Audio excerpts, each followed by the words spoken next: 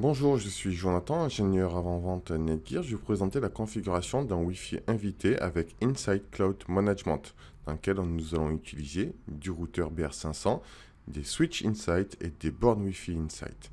Dans un premier temps, je vais me connecter sur l'interface Insight pour rentrer dans la configuration filaire et dans lequel je vais lancer l'assistant de configuration en ajoutant un VLAN.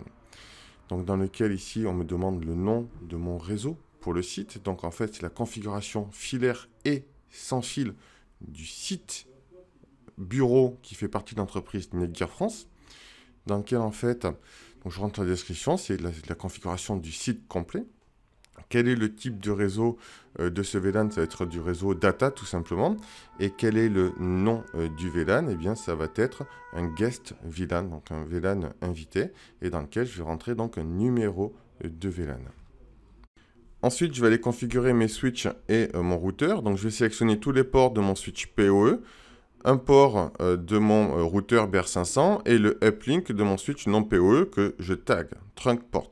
Ensuite, dans le switch non PoE, je vais prendre un port que je vais untaguer, donc un access port. Ensuite, donc, comme j'ai dit, data network, j'ai rien de spécial à sélectionner. Ensuite, je pourrais activer mon radius, mon authentification MAC, mon IP filtering. Je fais suivant. Maintenant, je vais pouvoir créer un nouvel SSID. Donc, je vais pouvoir appliquer une configuration aux bornes Wi-Fi.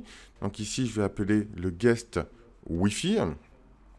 Et ensuite, je peux donc mettre une sécurité ou non. Donc là, je vais mettre une sécurité, mais je pourrais très bien être en open, rentrer dans les réglages avancés pour ensuite aller isoler les clients Wi-Fi pour pas qu'ils puissent se voir entre eux. On pourrait activer un portail captif.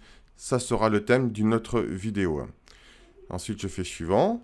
Donc là, je vais laisser mes switches et bornes Wi-Fi en mode client DHCP. Et ici, je vais aller configurer le serveur DHCP de mon VLAN Wi-Fi invité.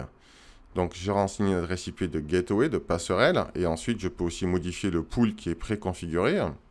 Ensuite, Insight va me demander si je veux faire du routing, donc communication inter-VLAN. Non, moi je ne veux pas, c'est un Wi-Fi invité.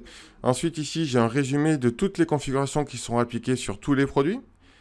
Maintenant, vous voyez, il est en train de créer en fait les VLAN directement sur le switch, créer les nouveaux Wi-Fi, des bornes Wi-Fi, activer le serveur DHCP. Ensuite, je vais pouvoir donc rentrer à nouveau dans la configuration et le modifier, donc configuration du site complet.